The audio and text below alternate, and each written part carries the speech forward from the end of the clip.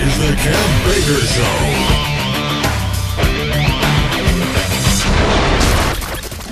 Welcome back, ladies, gents, Wookiees, synthetic human-like robots, whoever you are, wherever you are, whenever you are.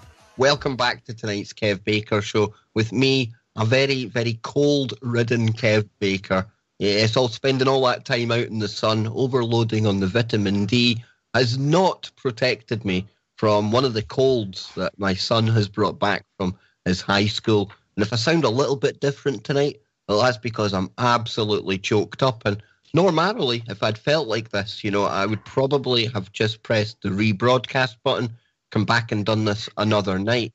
However, tonight's guest made such an impression on me the last time he was on. There was absolutely no way in hell that I was going to delay tonight's show, tonight's fun and games, because this is going to be an absolute cracker. But before we get there, let me just inform people of an upcoming guest. And Armand in the chat room, you're going to be very, very happy with this, because next Wednesday, that's a week tomorrow, the one and only, the brilliant Christopher Everard is going to be back on the show here with me. And we're going to be getting into a whole heap of good stuff.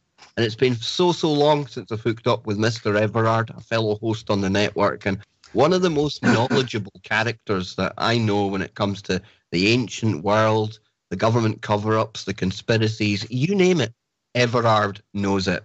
So please look forward to that one next week. And tomorrow night, to mark the start of the World Cup, in fact, it might be the next night, I'm sure it's tomorrow night, we're going to be joined again by Alex from Ukraine. He is going to be coming live to us from the war zone on the eve of this year's World Cup, which, interestingly enough, is coming from Russia. So no doubt there's going to be fun and games for us to look at while that is going on. And I don't mean the soccer. You can bet there's going to be a whole heap of propaganda, possibly even false flags coming our way. Why? Because Putin done it. That's the given line these days, folks. We all know that. So back to tonight.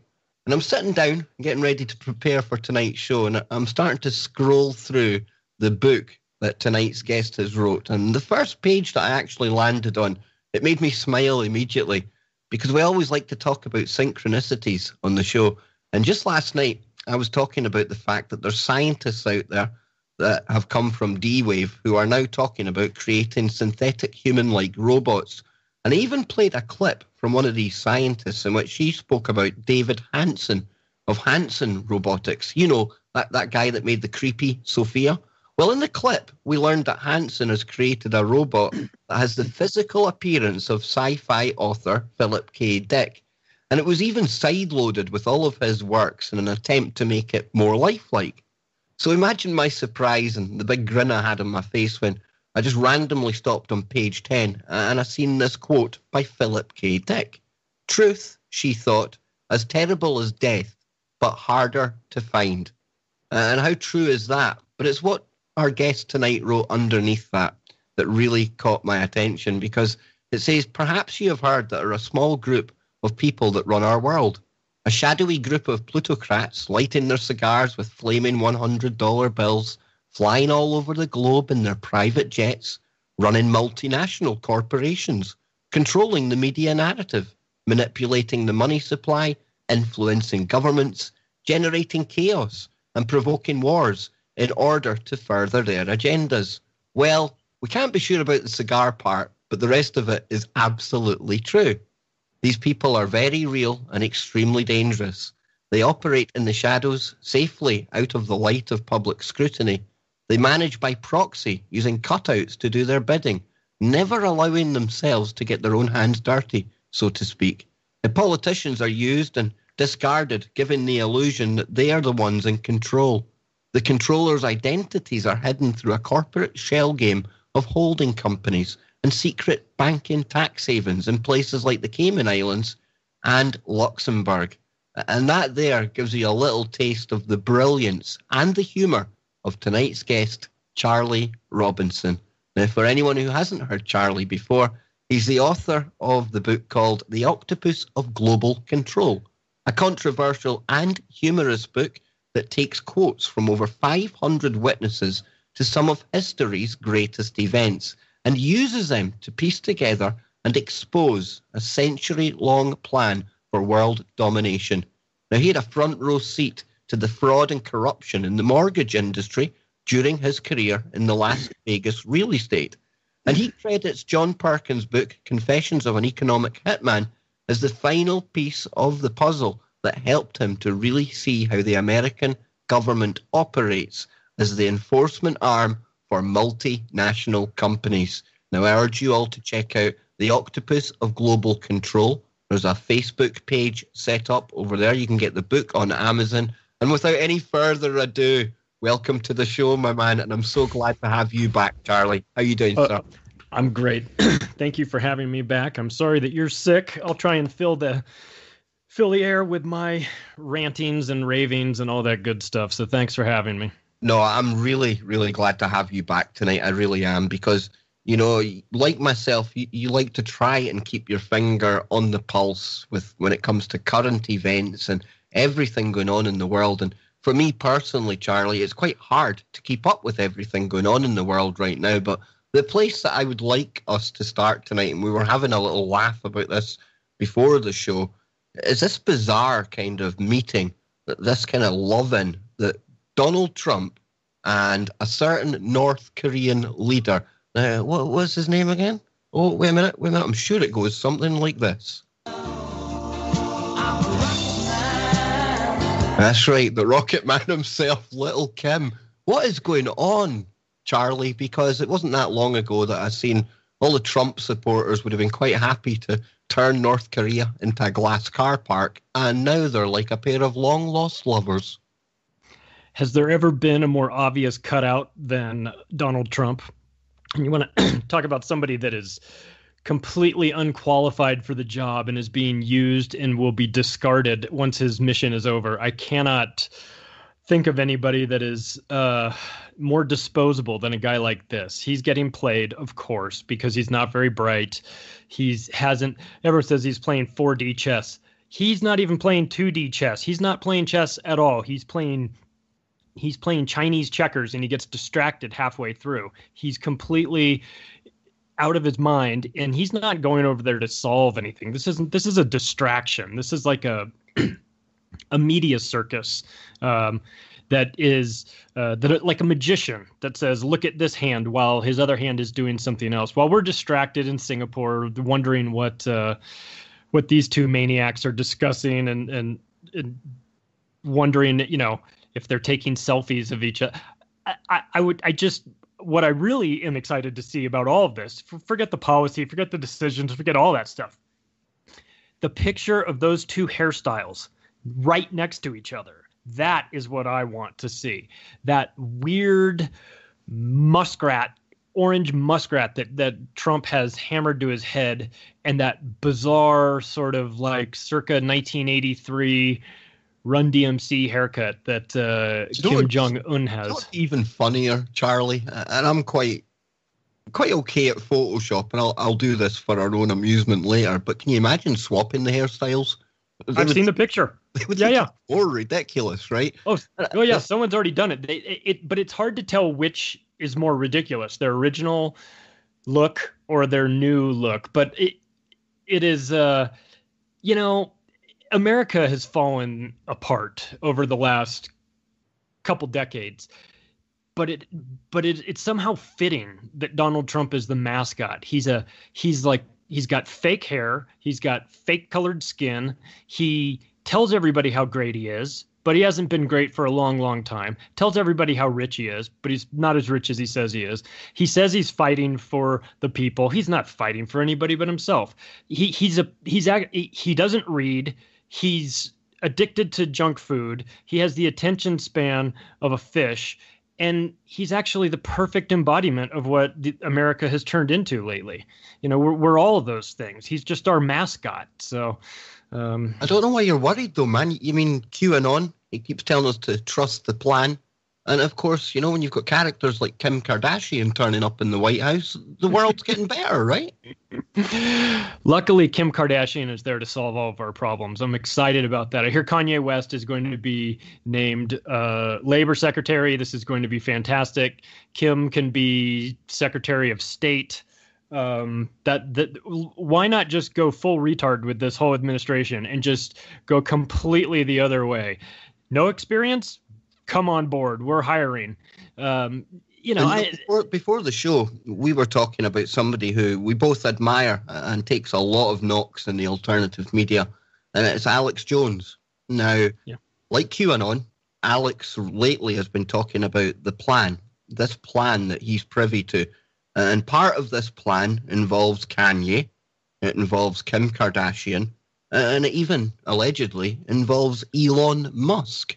Now, all of this added to the whole QAnon thing, you would be forgiven for believing that things are starting to get better, right? But I'm looking at the world, and nothing's changing, Charlie. Absolutely nothing. In fact, if anything, it's getting more bizarre and more crazy by the day. Yeah, and so with regard to Alex Jones, hey, I have to give him credit. He has played a role in my awakening for sure. I'm talking about a decade ago or so. He was involved. He was into it before a lot of us were into these things.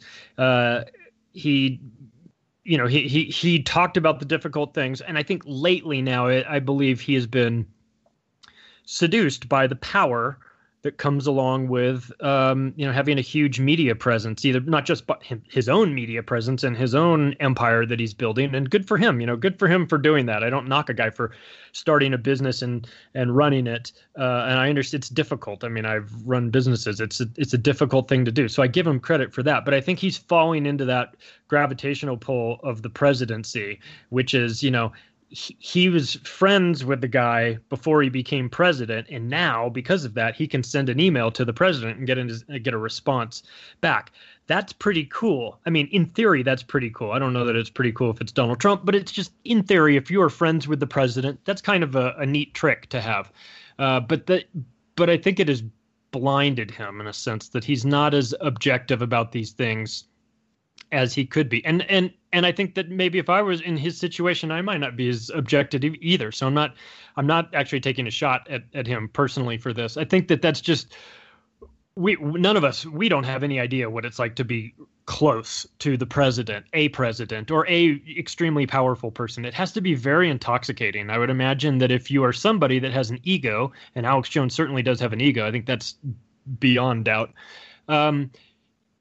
It fuels that by having powerful friends that you're close to. And of course, so I think the QAnon thing, I hope it's true.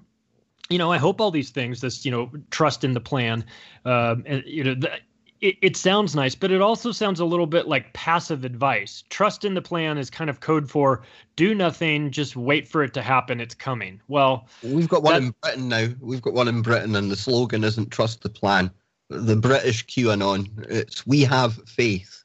And we're led to believe that Theresa May, she's actually been neutralized. If it had said she'd been transgenderized, I might have been more willing to believe it. But I mean, nothing changes.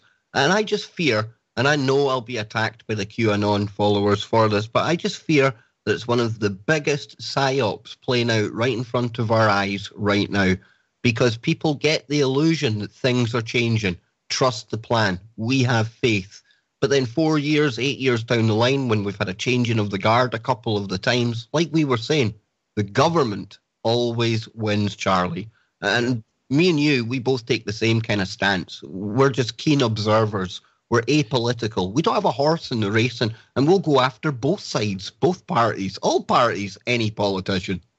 Absolutely. When somebody tells you to have faith, that means that you don't have facts. Faith is what is the replacement for facts. I don't want to have faith. When Obama ran for president, his slogan was hope. But hope is always in the future. It's never in the present. So you never actually have to deliver on that. If someone has hope, they're always looking down the road for that, for tomorrow or the next day or the next day. And you tell people to have hope, you can distract them forever. You need to be looking for facts or proof or the now. Not I don't want everything to be fixed in the future. If there's a plan, if this QAnon is a real thing and it's not a psyop, it's a person or a group of people and they're operating and they have this information and they say trust the plan. No, tell us the plan. Tell us if it's such a great plan, it'll hold up under, even if we know. But I'm sorry, we just can't expecting people to trust an anonymous source with anonymous information. That's asking quite a bit. And I don't think that we should, at this point, blindly have that trust. I hope that the Q people are correct. I hope that what they say is coming. I will gladly eat my words if that's the case, because I want this problem solved. I want these maniacs put in prison. I want these issues resolved, and I don't want to live in the world that we're living in right now, and in the future that we have that can be really horrible. So I want this taken care of. I'm pulling for them, but you got to give us more than just trust in the plan. And you can't tell us who the people are, and you can't tell us what the plan is. I mean, excuse me if I sound a little skeptical, but at this point, as much as we've been lied to, you're going to need to share the plan with us, because otherwise you're just asking for too much on blind faith.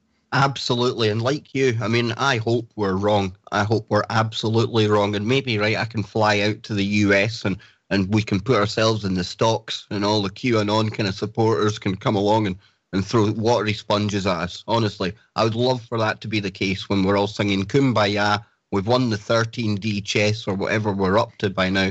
But unfortunately, it's not optimistic. It's just been realistic. Nothing seems to be changing.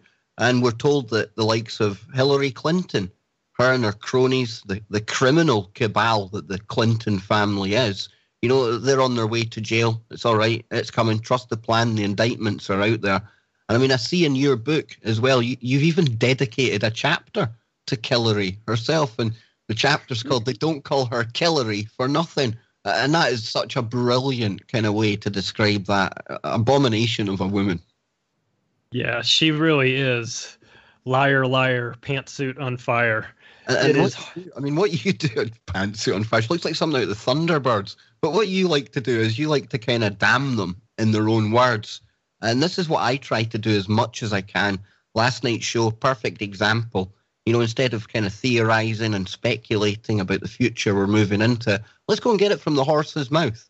The scientists are telling us they're going to be bringing Westworld-like robots to life. And this is why I think your book is really powerful, because it's one thing me and you sitting speculating about these things and offering our opinions, but when you hear it from the horse's mouth, it seems to have 10 times the effect, Charlie. Yeah, and if you think you hate people, wait till you meet synthetic half people. You're really going to hate them. They're going to get in the drive in the slow. It used to be made that half of these kind of celebrities and politicians that we see right now, they already look like they're cloned and half dead anyway, dude. I know. It's they're going to all be driving too slow in the fast lane. You're going to want to, get out of your car and scream at some guy and halfway through realize, I don't even think this is a real person. This might be a yeah. So if you watch if you go on the YouTube or one of the a video site, you can find those hilarious compilation videos of like celebrities and politicians that are in trances. Like there's the classic video of Bill Clinton getting his makeup put on during the 92 election, and he's in front of a camera, but he doesn't realize it's on. It's like a satellite feed, so someone stole the uplink and they recorded it, and he is getting makeup put on, and has his eyes open, but he is in another world. I mean, he looked like he just took 3 hits off of a DMT pipe and is in the machine elf world right then. So there's something to this the cloning of people. If you want to go down a rabbit hole, like if you've got nothing going on a Tuesday night, you want to go in the rabbit hole, go find those videos of talking about the cloning of celebrities and the cloning centers and all that stuff. I mean, that'll blow the back of your head right off. It's crazy. Exactly. I mean, you've even got, I think it was Barbara Streisand. She was the first person I seen that had cloned her pet dog. And you have to think to yourself, if they're cloning their dogs, what are they doing in these kind of secret underground laboratories and bases and stuff like that? Because we get told things maybe 50 years behind what they're actually playing with in secret, Charlie. It would make the mind boggle.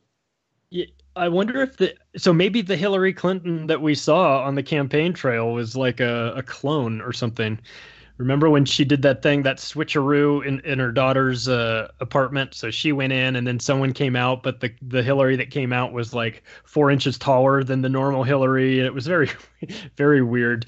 And then you had her having that kind of strange kind of fit that she had when she was getting interviewed by some of the reporters. And I know we've been told she has some kind of illness, so I'm not knocking her for that. But like you said there's something very, very strange when it comes to these very, very powerful people right at the top echelons of power. The Clintons come to mind. You've got the Rockefellers. But, looking at your book here, just one of these quotes, and we covered it when this happened on the show, but the fact that she said, we came, we saw, he died.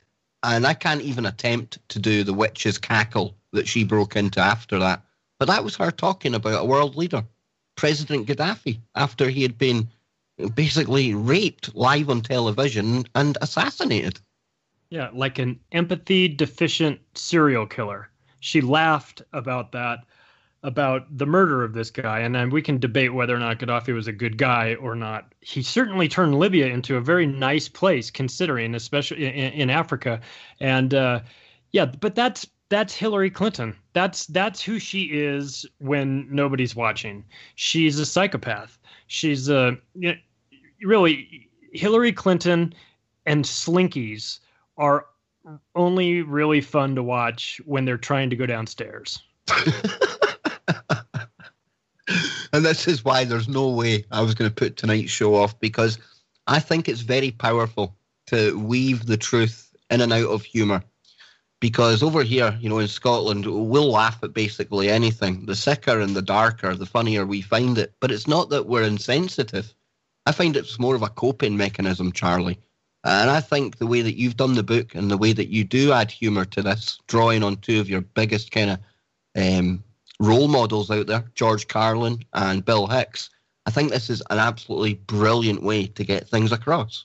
Yeah, there's a quote I put in the book from Joe Rogan, and he's talking about how he came to understand why Jon Stewart from the Daily Show was so successful, and it was that he had the ability to take a real story that had real news, real important news, tell it in a way that would make you laugh, and then it was up to you to pick out what was the funny parts of it, what was sort of sarcasm, and what was serious. And so it became a way for a lot of people to get information without being bored to death by it. The nightly news is not going to, is not going to put it in a way, not going to phrase things in a way that's kind of humorous or funny.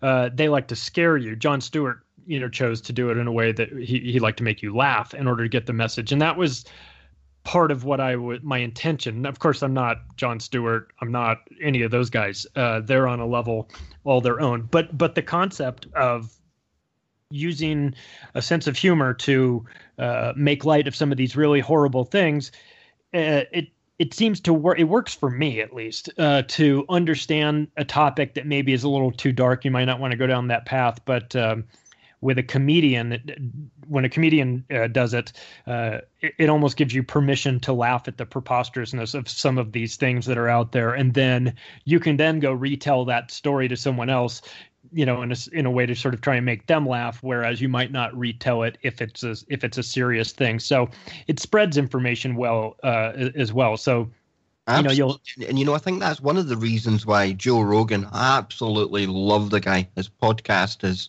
second to none in my opinion, and I think it's the number one podcast in the world for that very reason.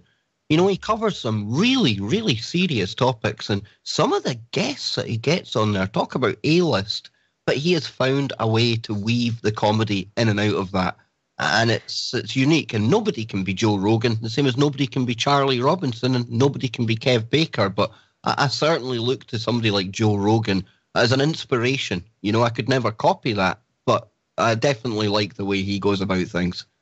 He gets people to that like him and like some of the topics that he's into, like, say, MMA.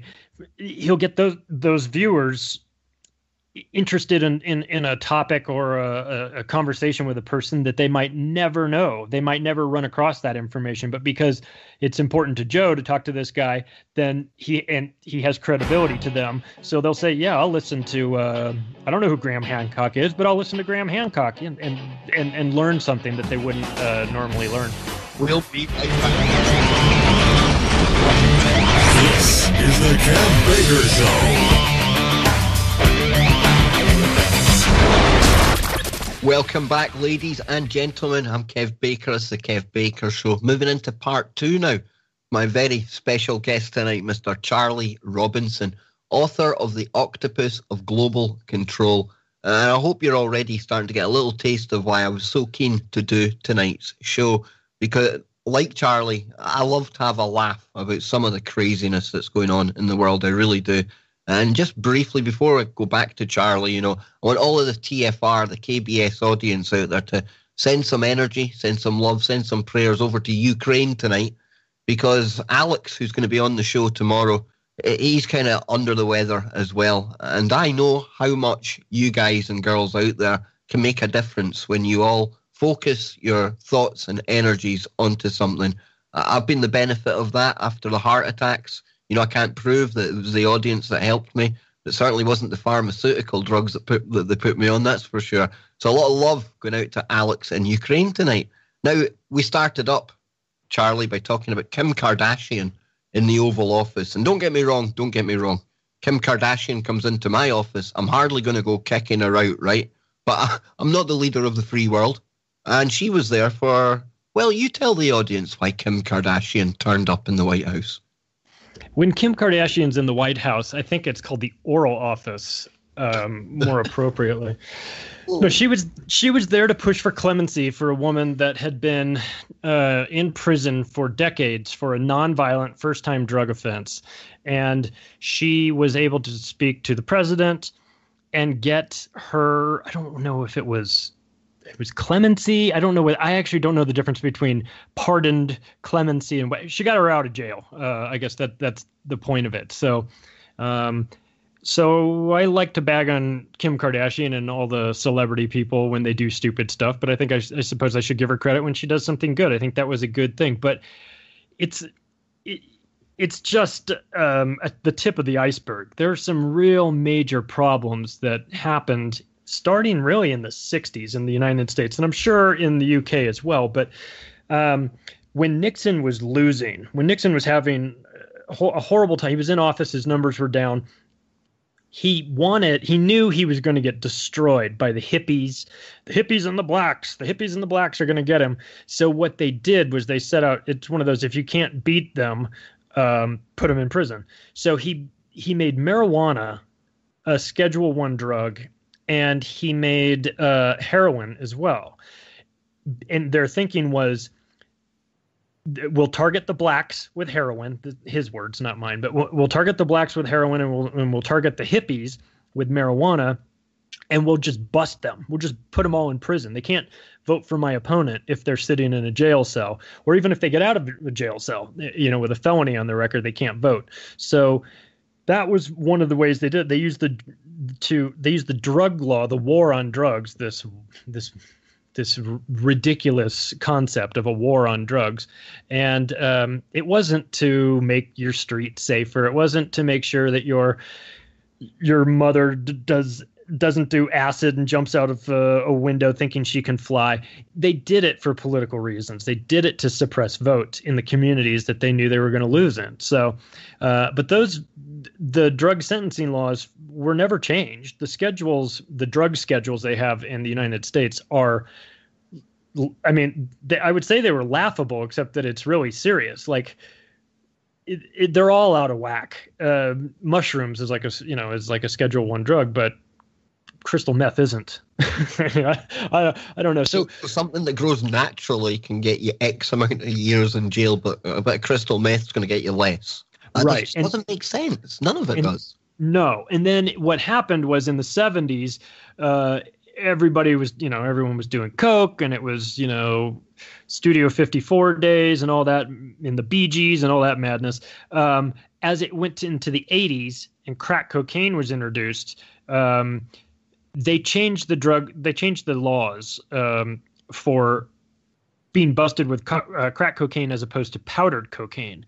And the reason they did that was because powdered cocaine was seen as a white drug and crack cocaine was seen as a black drug. And they wanted to target and punish the black community more. So the laws were set up in a disproportionate way that it took 100 times more powder cocaine to get you the same sentence as crack cocaine. So, and on top of that, they would make mandatory minimum sentences of 5, 10, or 20 years for crack cocaine, but not powder cocaine. And that's even getting into the whole CIA drug running kind of operations that were flooding the country with these drugs that were getting people put in jail. Talk about a racket, man. Yeah, they were. So you've got the emergence of the crack cocaine industry, the changing of drug laws. Then what that does is it hollows out communities. It takes fathers out of communities, out of families, and it destroys places from the inside. First by targeting the people themselves, and then of course it targets the family, then it targets the community in general, and then you wind up having what we have in many large cities around not just the U.S., but really around the world. You have, a scary part of town. You have the bad part of town. And it's the bad part of town because, you have a bunch of, that's where you can buy all the drugs. That's where, if you're a rich white lawyer, you have to drive sometimes to the ghetto to get your drugs and then turn around and go back to your penthouse to, I'm in that part of Glasgow, Charlie. I'm in that end of bad end of Glasgow. People call it the bad end, but the people are the absolute salt of the earth. But you're bang on with what you're saying here. And then we can build on that even further, because we were talking during the break about the rise of private prisons. Yeah. This just kind of carries on the racket even further, doesn't it? What could be more evil than privatizing a prison and incentivizing somebody to send a person to prison? In my book, I quoted 500 different people that had, opinions or, were involved in some really important aspects of world history. And Chris Hedges is an author. He's great. I think I quoted him in there. If not, he's in the top 3 people. But he said, poor people, especially those of color, are worth nothing to corporations and private contractors if they are on the street. In jail and prisons, however, they can each generate corporate revenues of $30,000 to $40,000 a year. So you have the emergence of a private prison industry, and what they'll do is they go into the cities and counties and they'll say, this prison that you're running, this is really not your specialty. You guys are losing money. This is a terrible thing. Why don't you guys focus on something else and give us control of the prison? We'll run it for you. Of course, we'll make a little bit of money, but we'll run it for you. And so that was the pitch, and a lot of counties got on board with that and outsourced the prison industry to private firms. Now, part of the contracts that these private firms signed with these counties was making mandatory occupancy rates. And some of them were 90%.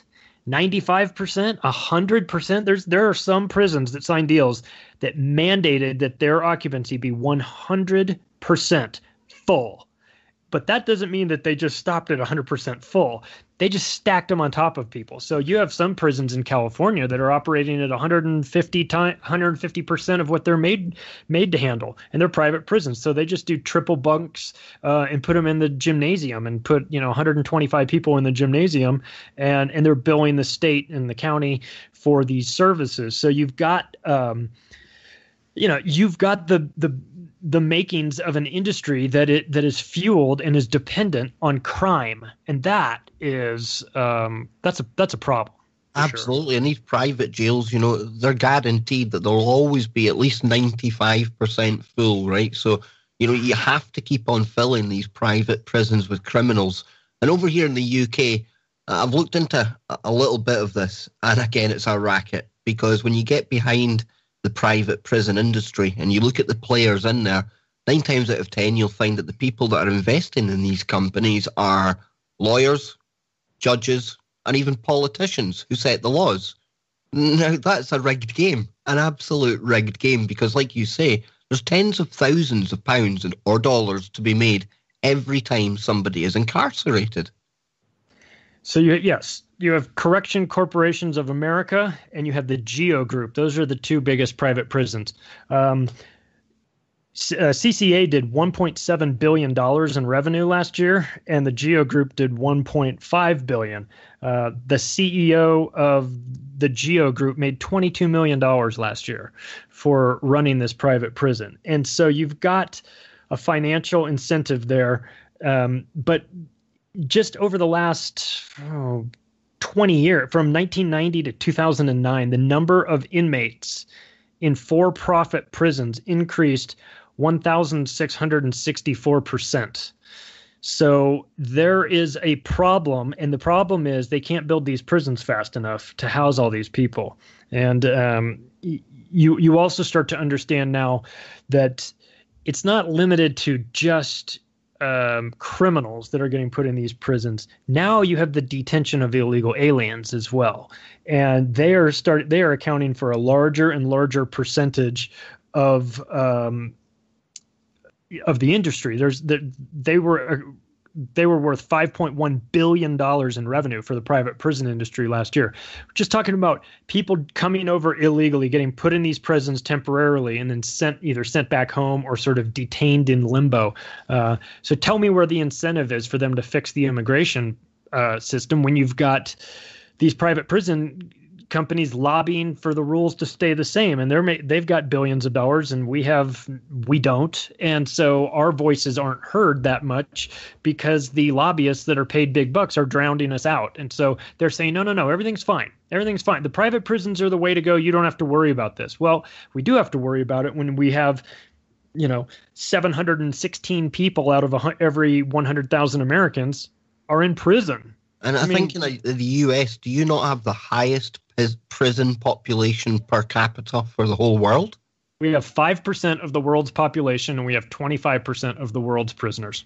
Oh, wow. Well, I can even add to this from my side of the pond, right? And I'm sure a lot of people, even in America and around the world, have heard about the recent crime wave, the alleged crime wave that's sweeping through London right now. And it's horrendous. You're seeing people getting shot despite the gun ban, because criminals don't adhere to gun bans, funnily enough. And you're seeing people getting robbed in daylight in their cars, everything else, blah-de-blah. And there's a crisis. There's a real crisis. But get this, Charlie, because this is coming from the Evening Standard, and it says, Britain's first private police force is set to be rolled out across the nation after its success in 3 of London's wealthiest neighbourhoods.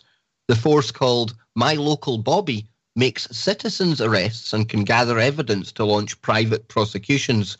Now, clients can be fleeced for up to £200 a month, and they're given a direct line to their local officer. But here's where the corruption comes in. Because the people behind this company, called My Local Bobby, just happened to be somebody that used to be high up in the Metropolitan Police, called David McKelvey and Tony Nash. Now, the crisis that's been caused by the Metropolitan Police then is now lining the pockets of 2 guys that used to run the Metropolitan Police with their private policing. Tell me there's not a conspiracy going on there. What could possibly go wrong with private police? And I mean, people will think I'm making this stuff up. I'll drop it in the chat room. I'll send you the link here on Skype. I mean, this for me is just another example of the corruption that is going on right now. And it is so in our faces. And, you spoke about the drug war as well, and something that sprang to mind that I never got a chance to say is, Afghanistan, before we invaded there, despite the fact it was like 16 Saudi Arabians or something that allegedly done 9/11, well, we invaded Afghanistan anyway, right? And before we got there, maybe single digits, the amount of the world's heroin product came from Afghanistan. A year after the invasion, 95% of the opium trade around the world, the heroin's coming out of Afghanistan. Doesn't that make people wake up to the fact that what's going on here?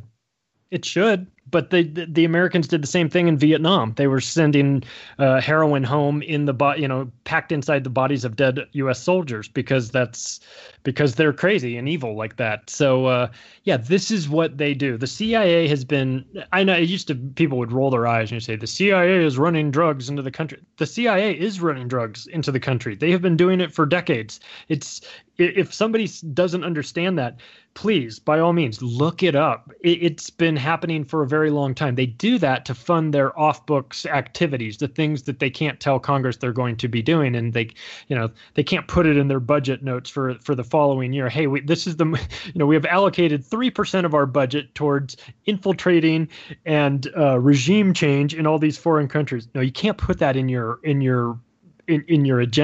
budget agenda for the following year. You need to put something else. This is where you get the $500 toilet seats and the $300 hammers. This is $5 for hammers and $295 for none of your damn business money. So this is how this has always been done. They inflate the budgets and they skim money off that. They also run drugs and they take that money to use that to finance their black activities. This is not anything new. Yes, it's in the book, but no, it's not breaking news. This has been known for a very long time. And I love to kind of draw the parallels between what we see in TV shows and what we talk about here in reality. And just what you were talking about there, the budget.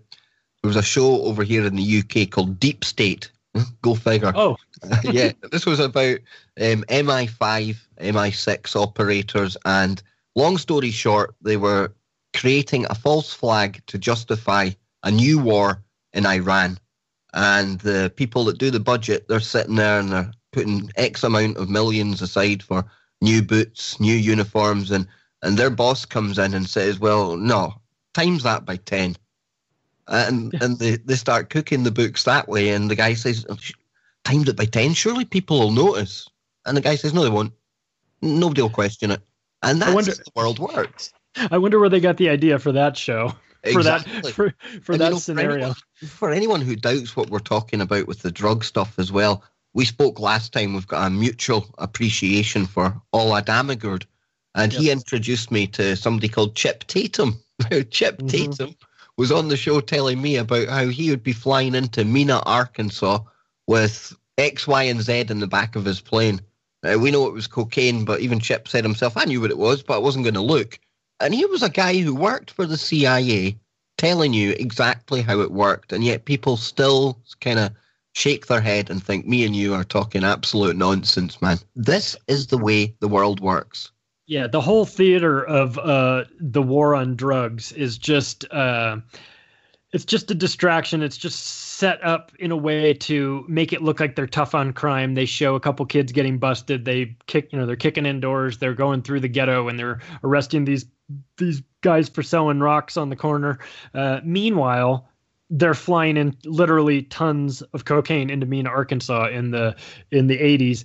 And because that money is then getting, that cocaine is getting turned into cash. And then that cash was being used to run guns to the Contras. I mean, this is the Iran-Contra affair that happened in the 80s. That's what it was. It was a combination of, it was what the CIA does best, running cocaine, running guns, and using that money to finance regime change in a foreign country. That's what the CIA does. They should have that on their patch. It should just say drugs, guns, and regime change. That should be their motto, because that's they're not spying. They're not out there trying to stop the next nuclear war. They're out there creating manufactured events in order to justify their budget, and they're putting people in power. They're taking people out of power that won't listen to us. They're putting people in power that are corrupted and will listen to us, and that's the way it goes. But once again, this is not anything new. This has been going on for years and years.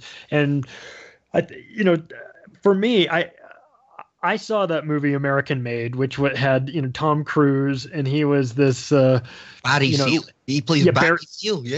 Yeah, leave it to Hollywood to take Barry Seal and turn him into this like fun-loving cowboy. Oh, that wacky Barry Seal with his Cessnas filled with cocaine. Oh, how funny. I mean, I watched the movie and it was kind of interesting.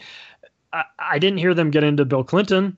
I didn't hear them. I mean, they didn't mention that Bill Clinton was authorizing this. They didn't mention anything about the Bushes. I mean, they made a Hollywood movie out of what should have been a really hard hitting documentary that should have scared the hell out of you. Instead, they got Tom Cruise. So. Exactly. And I mean, I remember speaking to Chip. I had him a couple of times on the show, and he knew Barry Seal, you know.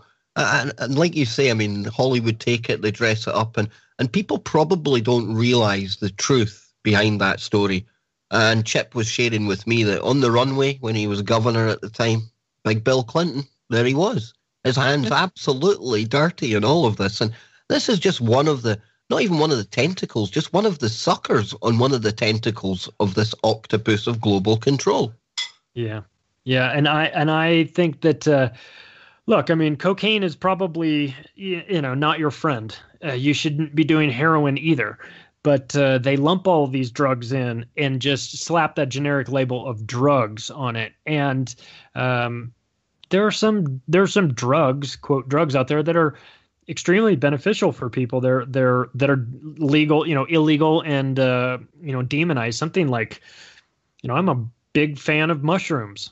Mushrooms are fantastic. They show you that there's another side to the coin. There's another world out there, and I get into that quite heavily in a chapter called "Death by Astonishment," which details Terence McKenna and his. Terence McKenna was an ethnobotanist. He studied plants, and he was, he's one of those hippie guys that you. When you think of Woodstock in the 60s, you would think of a guy that looked exactly like Terence McKenna. But he was a very intelligent guy, and he went into the study of how these plants and these substances that are natural can be used as a gateway to take you to another dimension. And that's been talked about by shamans and Indians. I've been getting into these mushrooms as well lately, not physically, but listening to some of the kind of benefits about them. And I was listening to Paul Stamets over on Joe Rogan, and he was quoting Terence McKenna and his brother Dennis McKenna. He's actually been on with Chris and Cherie Geo right here on the network. Chris and Cherie, they set up the network. And even listening to Dennis, it's very mind-opening. And Paul Stamets, a top biologist, he says, even if 10% of what Terence was coming out with is right, that's mind-blowing. Because the stuff that he was bringing forward was so different, yet so true. So here's a great quote from Terence that plays into this, I think, well. He said, "Part of what psychedelics do is they decondition you from cultural values. This is what makes it such a political hot potato. Since all culture is kind of a con game, the most dangerous candy you can hand out is the one which causes people to start questioning the rules of the game." And that is, I think, one reason why these psychedelic drugs, DMT, ayahuasca, mushrooms, peyote, things like that are so demonized by the media and the politicians as well, because people that do them, people that experiment with that, people that go down that path, they understand that there's another world out there. It's as real as the world you think you're standing in, and it is so much more interesting. And if you are aware of that, it causes you to sort of say, well, what am I worried about this? Laws? What are laws? Laws are nothing. This is the universe we're talking about. You start to feel this much different about your place in the world. And if enough people do that, there becomes a tipping point where everyone just turns their back on government. And of course, the government's in the control business, and they don't want to give up any control. So what they do not want you to do is to understand that there's more to this game than what you see with your eyes. No, absolutely. And, we spoke last time about how I partake in the mushrooms when I was younger up in the north of Scotland. And it certainly broadened my horizons. And I wonder now, looking back, just how much that set me on the path to where I am today. Because it certainly is a mind-opening experience. And I'm not talking about abusing these things, just taking them to get the actual benefits from them. And if you go in there with the intent to actually explore these other realms that are real, and it doesn't matter if you think they're real or not, the people who have taken these drugs, and I was listening to Graham Hancock of all people, and we mentioned him before the show, maybe during the last break, but he was on Joe Rogan. Here's a guy who used to work for the BBC. He's come out with absolutely brilliant works, Fingerprints of the Gods, Magicians of the Gods as well. And you come to learn that most of his work that he's done, he was smoking marijuana, and later on in his career he got into DMT and ayahuasca. And he swears flat down that this is real. You know, you talked about the machine elves earlier on. He talks about the goddess Isis. And Joe asks him, I mean, is it something in your head? Do you think it's real? And Graham Hancock, as serious as you like, sits there and says, no, this is real. This is around us. This is part of our reality. And I suppose it's like David Icke says, somebody else we both like as well. You know, it's like a TV or a radio. You know, you're tuned into one station like we all are. We're all dialed into this physical 3D reality. But on either side of that frequency, there's something else. There's other channels. There's other things going on. We can't necessarily perceive them or detect them the way we are just now because we're so dialed into this frequency. But just if you open that mind, you come to realize that there's so much more going on here, Charlie. I agree. And when I heard David Icke talking about that describing it like a frequency on a radio station where you just turn the dial and you pick up a different channel, that made so much sense to me. I actually felt quite stupid for not understanding that on my own based on the experiences that I've had with mushrooms and things like that. It is not debatable that there is something else out there. The debate is, what is it and how important is it, and is that where we go when we die, and all these really crazy topics that people want to speculate about. But the truth of the matter is that you can eat a half a bag of mushrooms and you will go to a different place, and then you'll come home and you'll be changed from that. I was going to say I'm not advocating drug use, but I guess I sort of am. We'll pick up this on the other side, and this is why I love Charlie. Check it. Yep. This is the Kev Baker Show.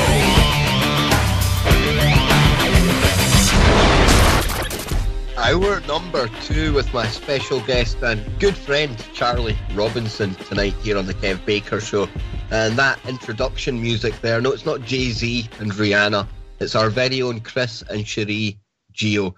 And that comes from their album Global Resistance way back in the day. I think you can still find that over on YouTube. And myself and Charlie during the break, we were both sharing and agreeing that, you know, this information for us, it's not just something that we're kind of interested in.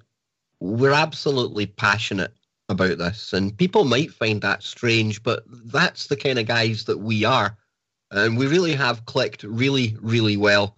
And Charlie, your book, The Octopus of Global Control, I can't recommend it highly enough because it comes from the same kind of place that I do. You've taken their words and you've used that to show exactly what's going on. And like me, I mean, you're absolutely passionate about this, right? Yeah. I want to figure it out. I don't know that I expect that I actually will in the very end, because there's so much to know and so much disinformation and so many things that maybe we aren't meant to know. And I mean from a nature standpoint. I don't mean like we aren't meant to know, like our government has the right to tell us we don't need to know that. I don't mean that. I mean, you know, why are we all here? What's the point? Where do we go when we die? What do we I think that's the actual definition of being truly awakened. When you appreciate that there's so much to know and even more that we don't know and will never know, that to me is you in a place where you really have got a good understanding of what's going on in the world. Because when we first start out, our intentions are pure. We literally think we can change the world. We're going to fix everything. And it's not pessimistic to say that it doesn't pan out like that. It's realistic. And with so much going on in the world, you know, it's impossible to get a full picture of the truth. And like you said to me in the last show, and it's something I've carried with me since then, you mentioned Stephen Bassett, and he is part of the Disclosure program. He's one of the only lobbyists in Washington working towards UFO disclosure. And you were saying how he basically makes the analogy of the truth being like a 20,000 piece jigsaw puzzle. Only the governments have come along and they've swapped out some of the pieces. And that's why I think, you know, we can never get to a place where we know everything.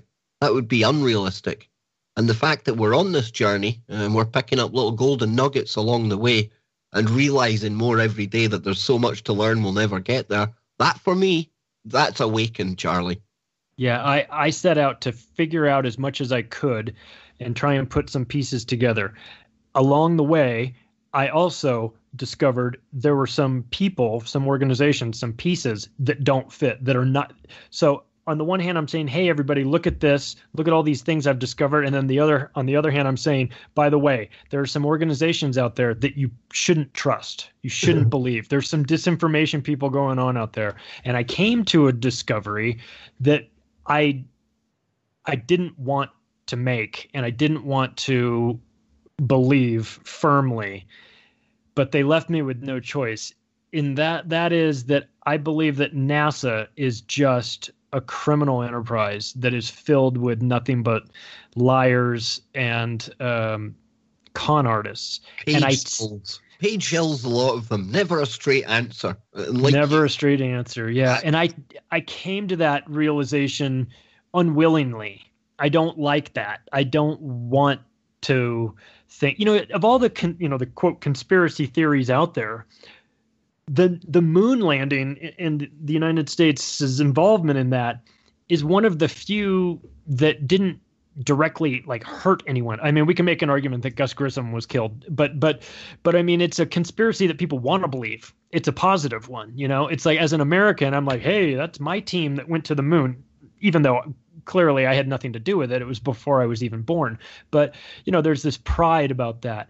And so you talk about the concept of cognitive dissonance when you start to realize that the things that you believe to be true are actually not true. And there's a painful process associated with that. Well, we all experience that in some levels, but I felt that pretty strongly when I started looking into NASA.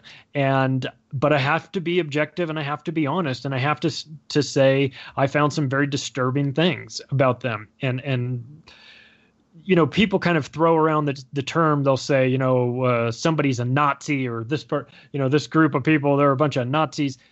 It's no exaggeration to say that NASA was started by Nazis. Werner von Braun was a Nazi to his core, and he was the godfather of the rocket program, the V1 and V2 in Germany, and then was brought over in Operation Paperclip to work on NASA's rocket program. It was an offer he couldn't refuse. Either A, get hung on the gallows in Germany, or B, come have a great life, do what you want to do with the rocket program, and we'll make you a hero. So it was easy for him to make that choice. So at its core, the foundation of NASA was corrupted to begin with, and it never got any better from that. And anytime you take a corrupt organization and you add trillions of dollars to it, you can't act surprised when things start to go awry. So I have I have this painting, I have a signed picture that I'm looking at right now of Charlie Duke, one of the astronauts from the Apollo mission, walking on the moon, and he is and it's handwritten to me saying, I hope your life is, I hope you have as much adventure in your life as I have. And I look at that and it makes me mad, because I don't believe him any longer.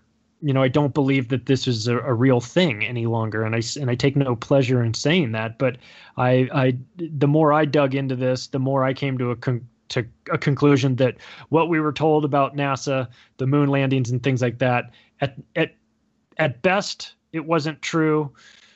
And at worst, the entire project is a lie. So, and like you, I shared your passion growing up for space, and in particular NASA.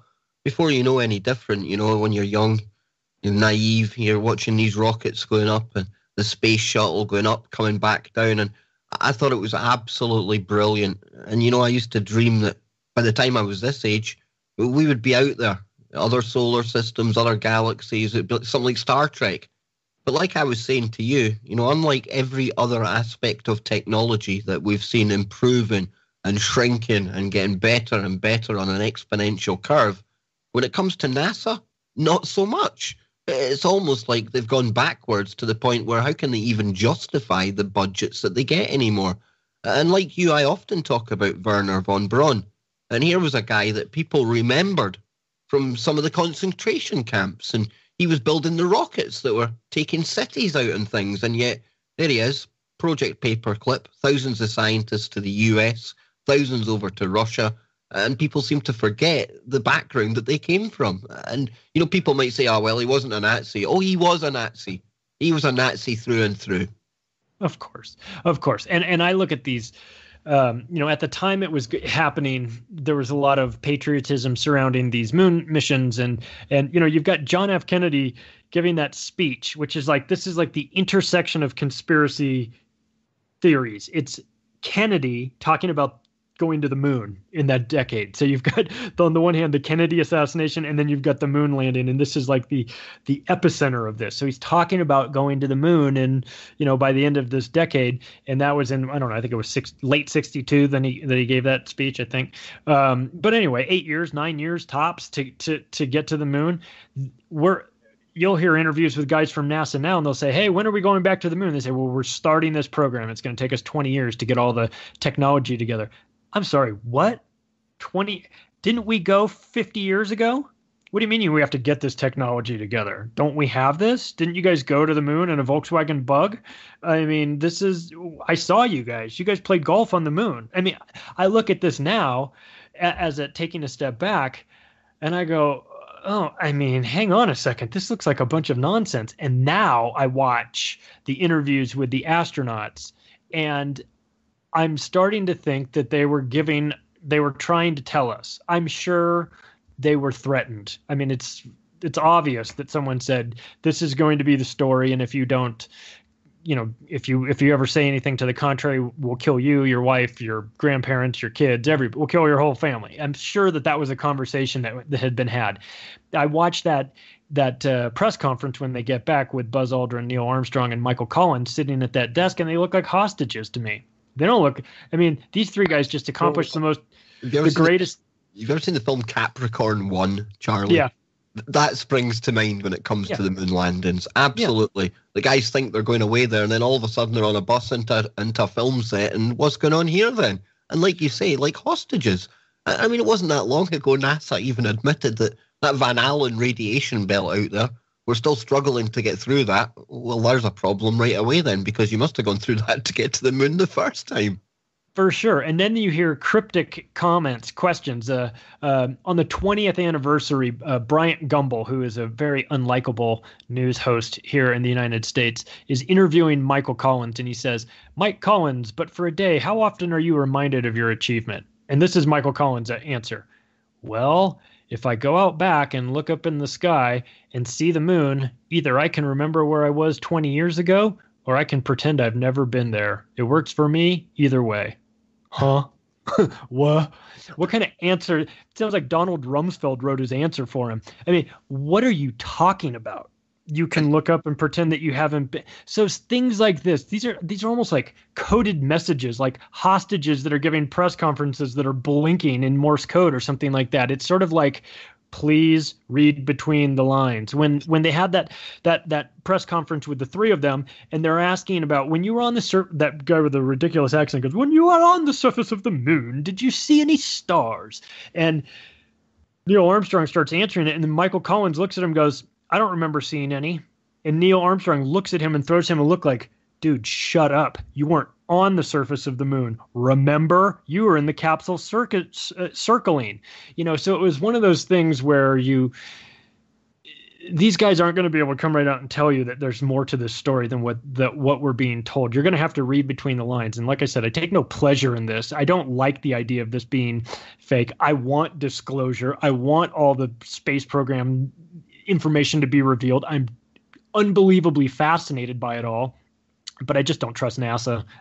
We might have gone to the moon, but we didn't go with that technology. It's just, none of it makes sense if you take a step back and look at it. You've got technology that never improved from that point on. Nobody's gone there and figured it out. You've got the Van Allen belt. You've got the fact that they were never able to actually land that little lunar rover in test flights, and Neil Armstrong ejecting about a half second before he was turned into, you've got Buzz Aldrin. He's gone full lunar Stockholm syndrome, because I've seen him trying to punch people for daring to ask him in the past. And, we were talking as well about how we both share a passion for space. And sometimes I have to kick myself, Charlie. I really do, because just last week we had yet another fanfare and trumpets going off in the preparation for a big NASA announcement.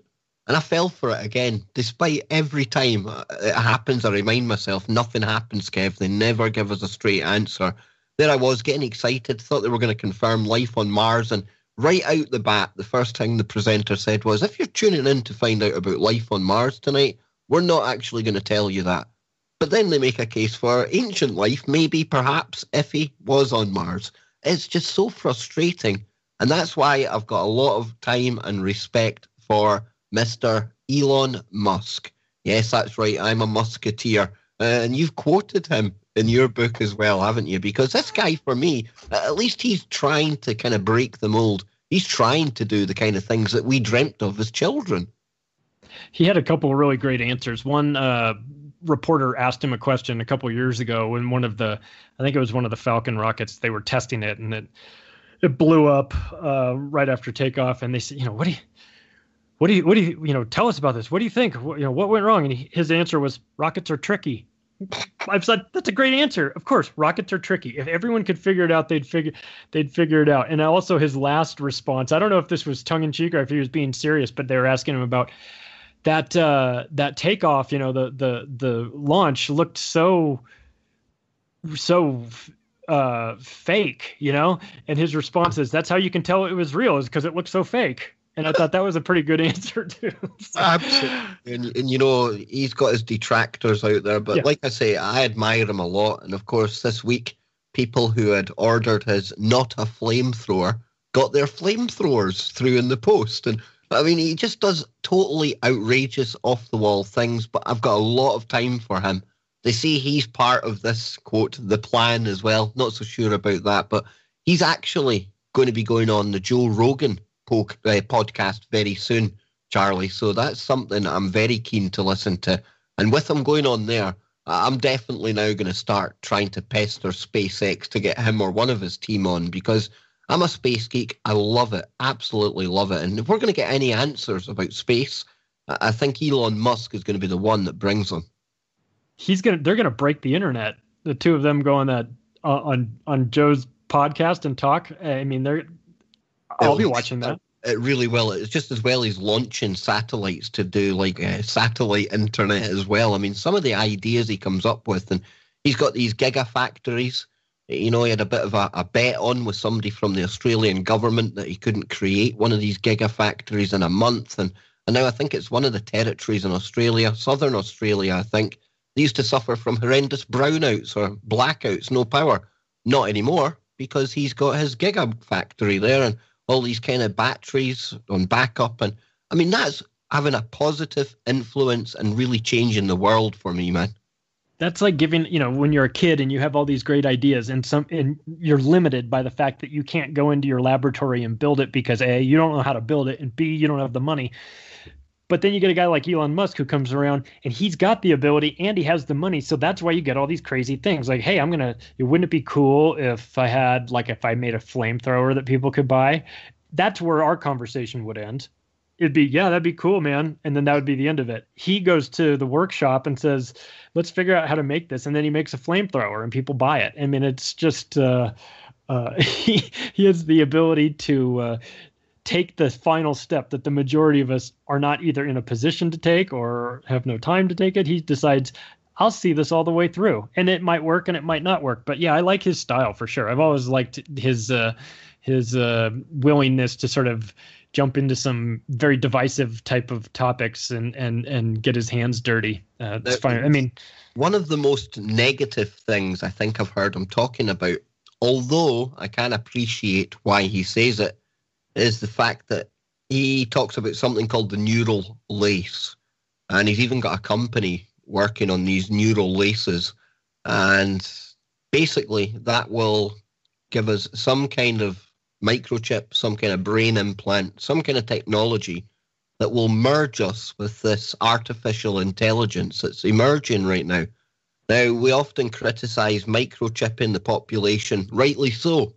However, the way Elon justifies this, I think it rings true, because this AI, this machine, it's nothing like us, and there's a big fear that it may work out that the biggest problem on the planet when it looks at the data is us, and it might try and wipe us out. And Elon's argument is that if we merge in some way with the machine, that will prevent that. Now, I know it's highly controversial, and I'm not promoting neural laces, but I can see why or how he can justify something like that, Charlie. What's your thoughts on that? I'm not worried about Elon Musk's implanted device. I'm worried about the guy who says, hey, I just made my own implanted device that's just as good as Elon Musk's. Let me put it into your brain here in this back alley. I'm worried about the knockoff versions of that are not nearly up to snuff. I mean, it's definitely a slippery slope. I know that David Icke has been talking about that for years and years, about the transhumanism agenda. And I tell you what, I like Elon Musk, if that's his thing and he wants to bring that out, I'm interested in hearing his take on it, because he's in that category of people that I find to be, probably trustworthy, definitely interesting, and certainly capable. I don't peg him as being an evil monster, but I do think there are some people in that industry that are not trustworthy, and if they want to microchip you, it's probably not in your best interest. I'm extremely distrustful of Bill Gates. I think that he is a maniac. I think that he has run out of things to spend his money on, and now he's doing what the Rockefellers and Carnegies did, which is take a bunch of money and try and change the education system. He's doing that through Common Core, which is a disaster on wheels. So I'm And if you skeptical. Look at Bill Gates' family, I mean, they were like uber master eugenicists. Yeah. And Lynn in the chat room says the biggest problem on the planet is that rich people, can't say that word on air, Lynn, who think they can do what they want and then blame overpopulation.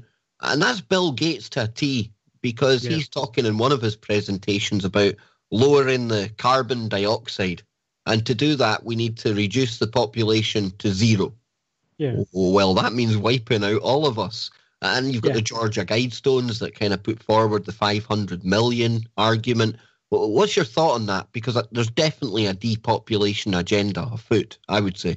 Well, Henry Kissinger says that we should reduce the population by 50%. And I think that's a great idea. We should start with him, get a chainsaw and cut him in half. That would definitely get us on the right path. But these guys there's something weird that happens when you become so wealthy that you've done everything, bought everything, and you start to look at trying to cull the herd. You start to look at the rest of humanity, as the problem.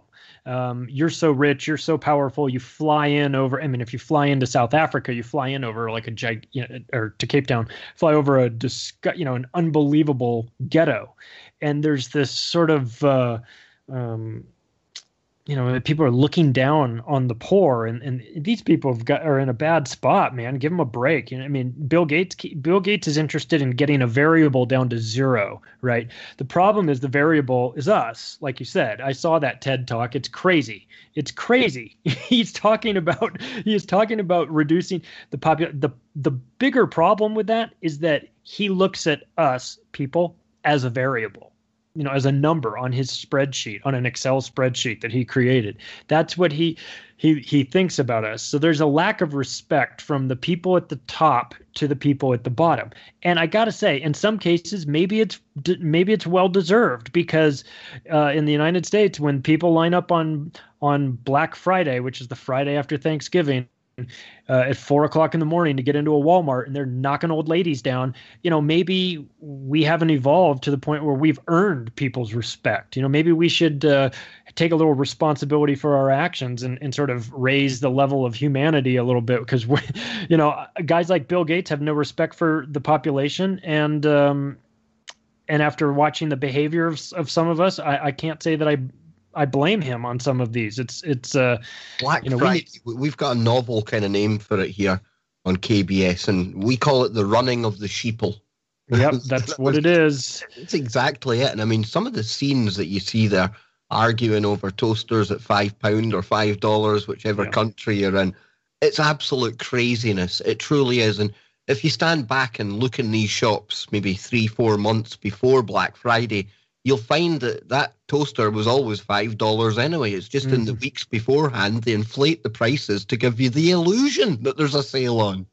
Yep, and we fall for it every time. So I guess my point with the whole depopulation agenda is that there's some powerful, crazy people out there that want to thin out the herd, but we should work on ourselves as well and make sure that we don't give them a good reason for doing that. If we sort of raise our level of consciousness a bit higher,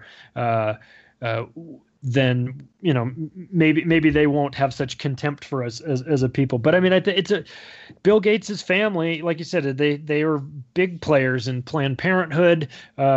They want the herd thinned out. They don't want their family thinned out. Of course, they just want everybody else's family. But this is a sociopathic trait that that's a good point you make there, because you look at the likes of Bill Gates and these top technologists out there, and to a man and woman, their children, they don't have their faces stuck in smartphones all day. In fact, most of these people ban their children from using these devices, and that should be a giveaway, folks. The people creating this technology and the ones that are a part of this global octopus of control, they're not letting their children use that technology. You have to ask yourself why. And for me, all of that is a tool of control, Charlie. Steve Jobs talked about how he wouldn't let his kids play on an iPad, and of course he's the one that his company created it. So what did that tell you? And I'm guilty of that too, by the way. I hold my hands up. I mean, I'm one of the most outspoken people about Facebook, and I'm on there religiously every day. What a little hypocrite I am. But Charlie, speaking to you, we've still got one segment to go. You were saying, you should have told your wife you're coming to hang out with Kev at my place for a couple of hours, and that's honestly what this feels like. So natural doing a show with you, because we're obviously two peas in a pod. We're on the same frequency, as Ike would say. Mm-hmm. We most definitely are. We're guys that don't have all the answers, but we're looking for them, and we think that we live on a planet worth saving, and we think that people are mostly good, but there's some crazy ones and there's some funny ones out there. And we think that we have a stake in this. We have an incentive to get this world fixed and get things sorted out. And so you're doing your part. You sort of came into your podcast the same way I came into my book, which was like somebody just asked us a very simple question. You got all this information. What are you going to do about it? What are you going to do with it? And we went, I don't know. I could write. We're a couple of information artists. That's what we are, dude. And we'll be back on the other side to present more of our information art. Don't go anywhere, folks. This is a brilliant show tonight. Thanks for tuning in. We'll be right back. This is the Kev Baker Show.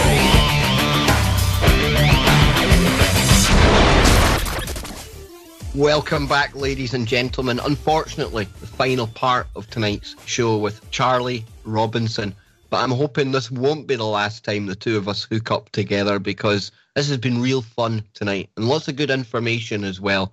And I urge you all to really get your hands on a copy of this book, because it goes far, far further, and it's immense. It really is. And it's called The Octopus of Global Control. Charlie's got his own Facebook page by the same name. And your book is available on Amazon, I believe, Charlie? That is correct. It is a Kindle and also as a paperback. If you've got somebody in your life that is having a hard time understanding these topics and they think that you're insane and you've gone down that path with them about 9/11 too many times that they're not willing to listen to you anymore, just send them the book. If they take a look at it, I'll keep them entertained, get some humor in there, and you never know which topic is going to open somebody's eyes and wake them up. For me, Building 7, 9/11 did it. That was the wake-up call. Talk about seeing something and going, that doesn't look right. So I covered about 50 different topics in the book. That's like I said in opening, I just kind of scrolled down with the mouse wheel, and the first page I landed on it's full of these golden nuggets, full of these quotes, and it's one of these books you can just open it up to a chapter and read it from there. Very much like David Icke, you can just open it up and it's going to be a specific chapter, and there's no reason to sit there and wade through the whole thing in one go. It's a really good introductory kind of material for bringing people into this world of conspiracy and cover-ups and stuff like that. And before we get to NASA, or back to NASA, we kind of covered this at the start of the show, but I love to keep the listeners involved.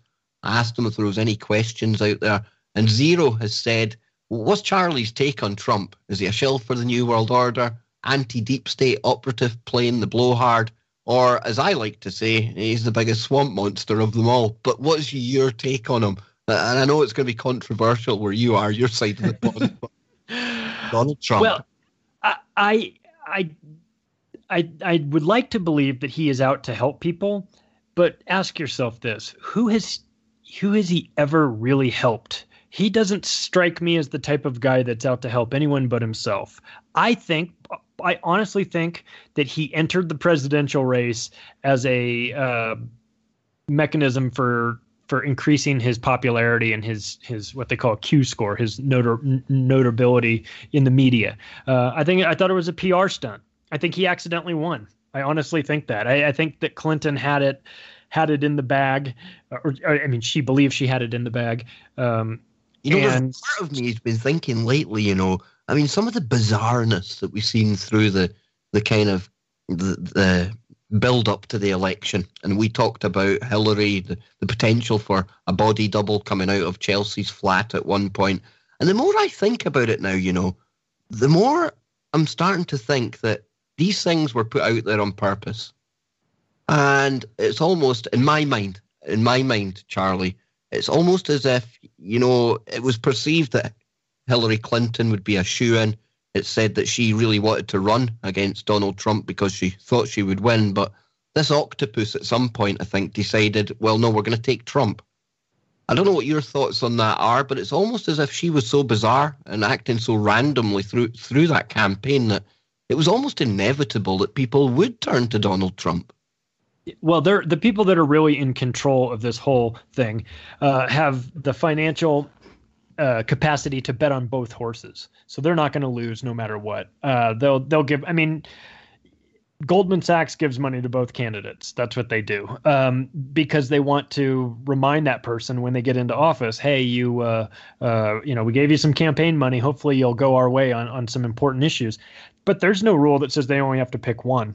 So they bet on both of them. Why wouldn't they? They're assured to win. They have all the money to do that. So I think that by the time you rise up to political office in a high capacity, I'm talking like senators and presidents and vice presidents and people like that, prime ministers and cabinet ministers and things like that, you're compromised. You've been compromised along the way. And you're not getting this far because you're such a great person that's going to do a great job in this capacity. You're getting to this level of power because you are controllable, and you've done something that has put you in a position to be controlled. This happens all the time. This is like Machiavelli 101. You go out there and you compromise your opponent, and then make them, and then bring them in and say, listen, we've got this picture of you with a goat, and it's going to go out public unless you vote our way. On that picture with me and the goat, I thought I'd got that deleted from Google. I'll need to get back onto them. I really will. I'm sure I'd got that deleted, But I always say it like this, you get the illusion of an election, the illusion of choice, but it always boils down to a pre-selection. Yeah. That's the way it goes. And the government always wins. And I seen a good meme on YouTube the other day. I'm never voting again. HM government always wins.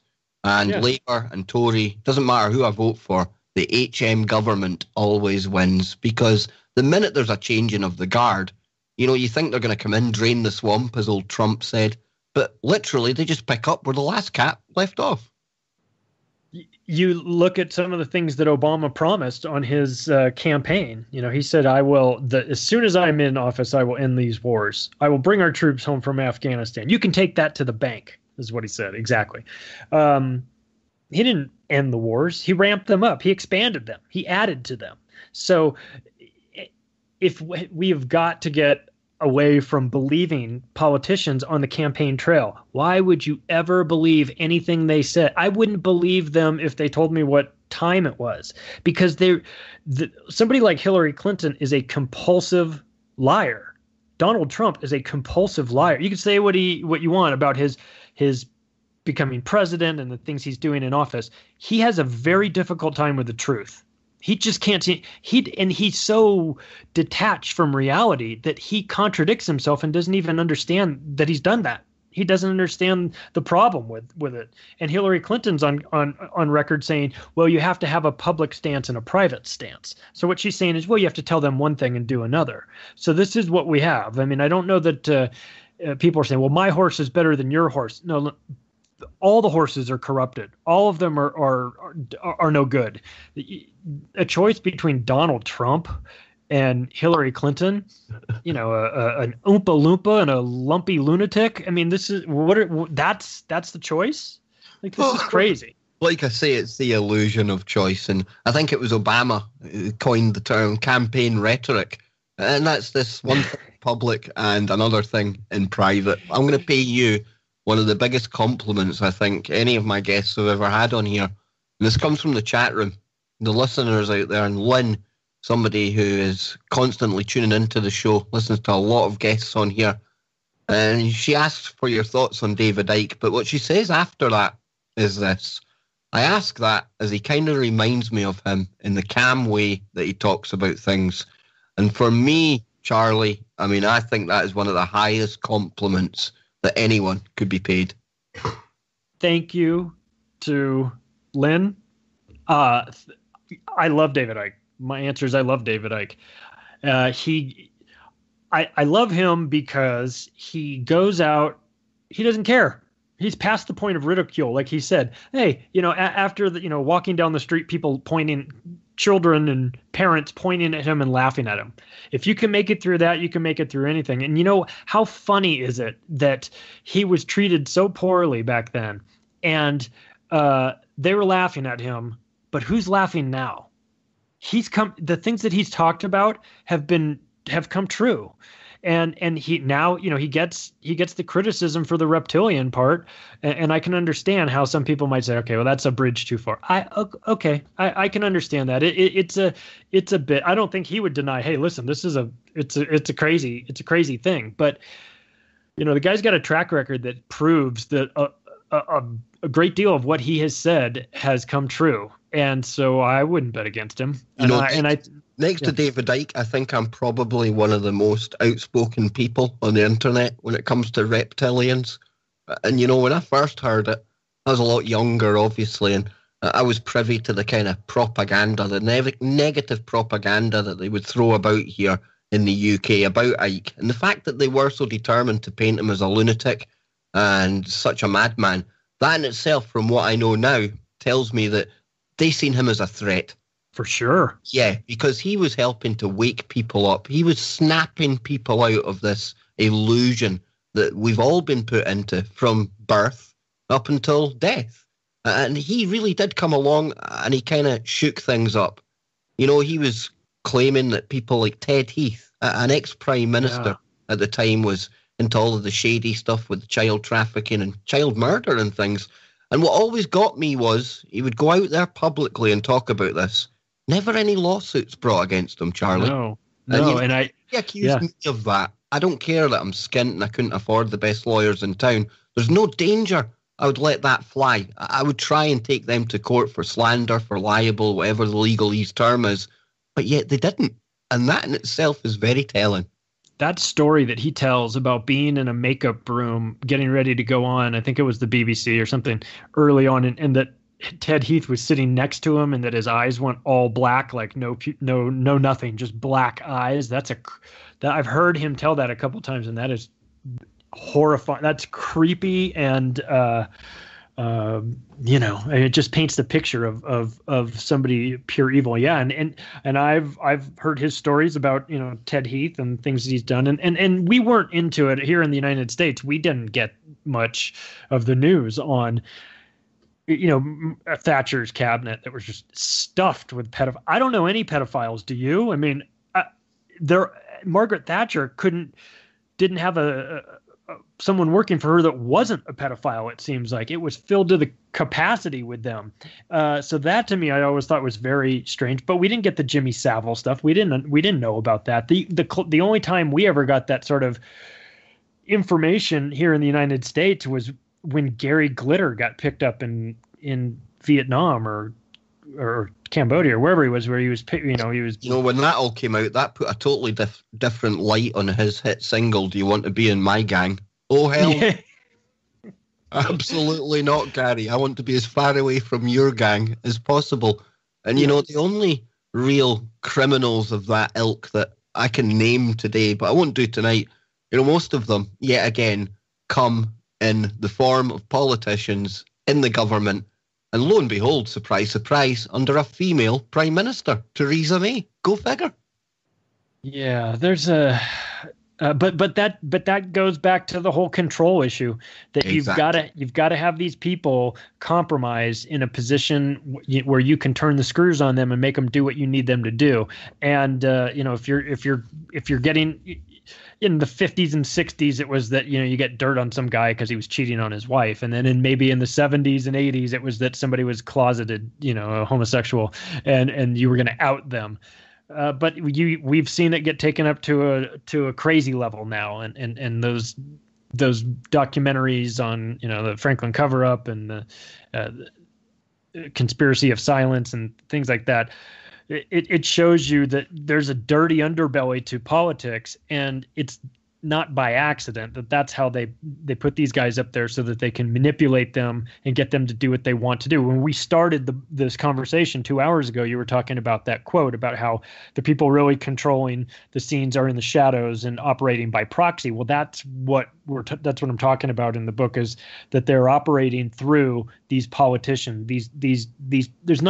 It's not that being the prime minister makes you a pedophile. It's that you need to be a pedophile in order to be the prime minister, because you have to be utterly and hopelessly controlled. So it's not that being a Boy Scout troop leader makes you a pedophile. It's that pedophiles go where the hunting is good. So they go to the Boy Scouts and become a troop leader. You know what I mean? So it's like, it's not the job, it's the person. And if you control, if somebody's cheating on their wife and you have that dirt on them, you can only use that once on them and it blows up their marriage and that's it. But if you've got the goods on them doing something much darker than that, you can use that forever.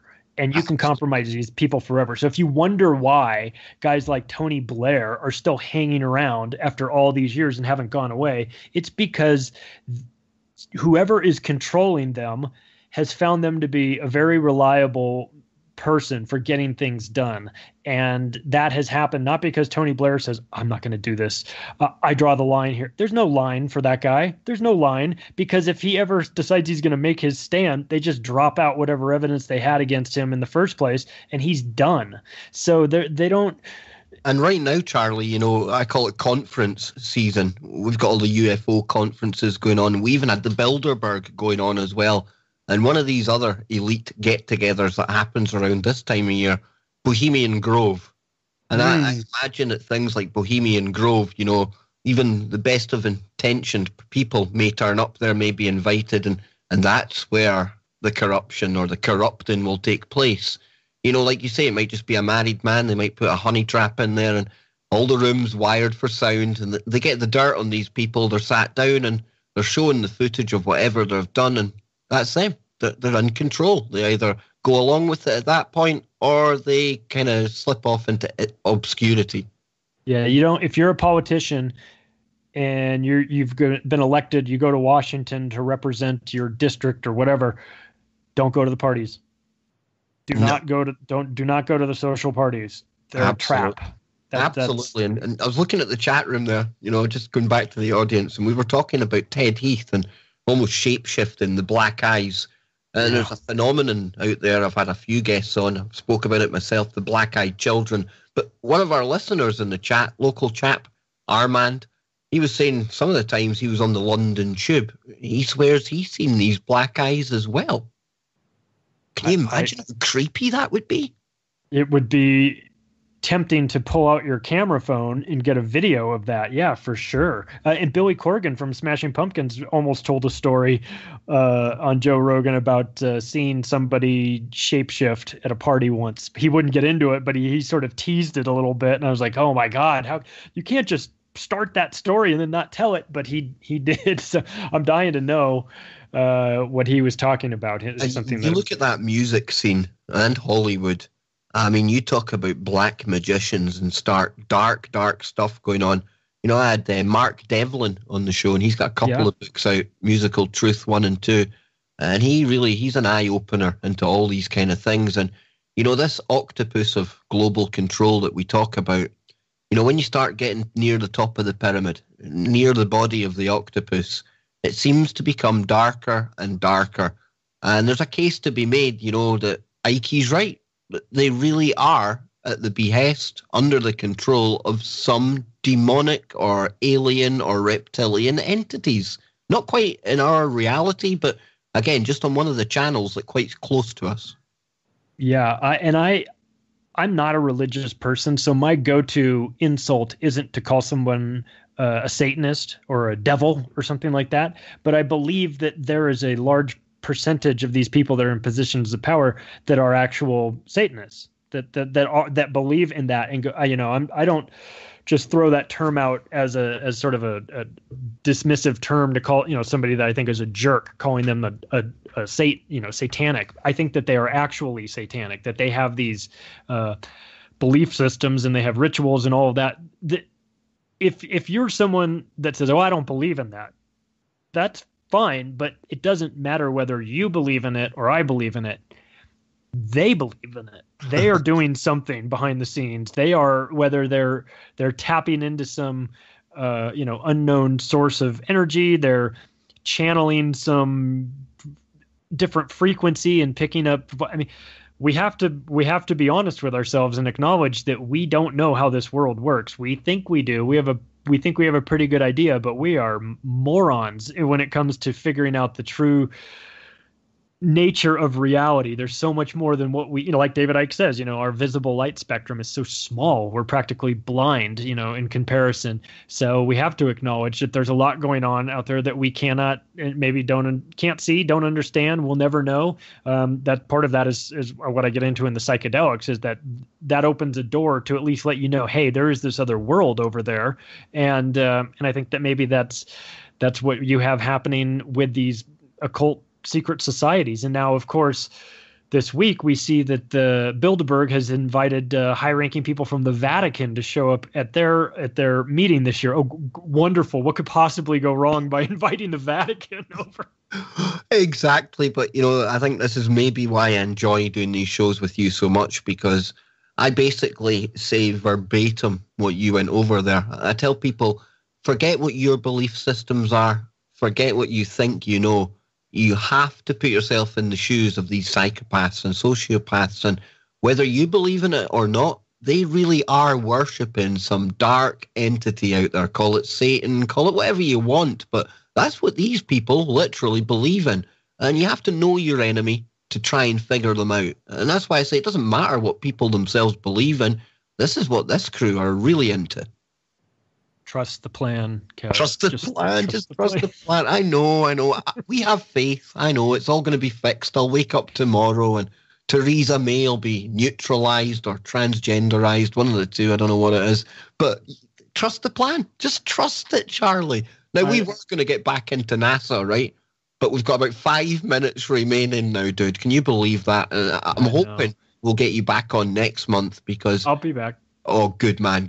Somebody's saying 5D chess in the chat room. DJ, I think we're maybe up to 14 or 15 now, but at the end of the day, nothing's changing, right? But trust the plan. Trust the plan. NASA has a plan.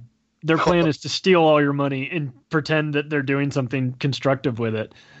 So what do you think then? What do you think is going to happen when Musk does get to Mars? Because I firmly believe he will set his colony up there. I mean, I don't know if you've looked at this kind of thing before, Charlie, but there's almost ancient ruins up there that look like pyramids and faces and things like that. And I wonder what Musk will discover when he's up there.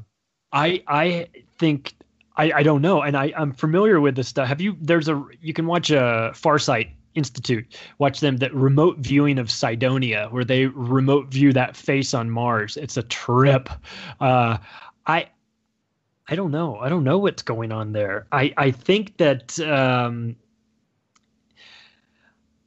whatever NASA is telling you is going on there, I would look the other direction. I would look for something else, or I would take whatever they say and cut it in half, or whatever. But I think that because I'm so conflicted. On the one hand, you've got NASA, and I don't believe a word they say, and then on the other hand, I believe there's a secret space program that has reverse engineered things, and So I'm of the belief that there's something going. I wouldn't be surprised if Elon Musk got to Mars and he realized, oh, I'm not the first person here. There's other people that have been here for a while. Surprise me at all. And we look out into the vastness of the universe, and it sometimes makes me shake my head when people say that we're the only kind of life form in the game. And that to me just does not compute. It really doesn't. I think if anything, we're a very young civilization when compared to some of these other ones that may be out there. And I do believe there's other ones out there.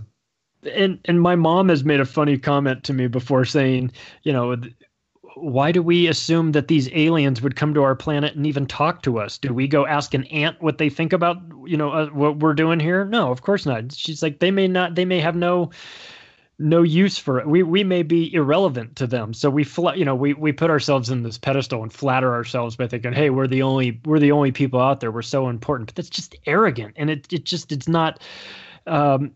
seems like such a closed-minded way to think about things. My guess is that there's all kinds of life out there. Why would we be so self-centered to think that it all revolves around us? I mean, that might be our problem. I want to see the Nordics. Big, tall, blonde things. That sounds great to me, dude. Not so much the insectoids and things like that, but give me a tall, blonde Nordic any day of the week. Yeah, you're going to have a tall, blonde Nordic woman visit in the middle of the night unannounced. Fantastic. But you can keep the praying mantis, the 10-foot praying mantis, out of my room in the middle of the night, please. I don't need disclosure like that. Dude, Project Bluebeam's going to float. There's going to be these aliens come down. They're going to present themselves to me looking like some Swedish goddess. Minute the spaceship door shuts, I'm going to be in there with the reptiles. I just know it.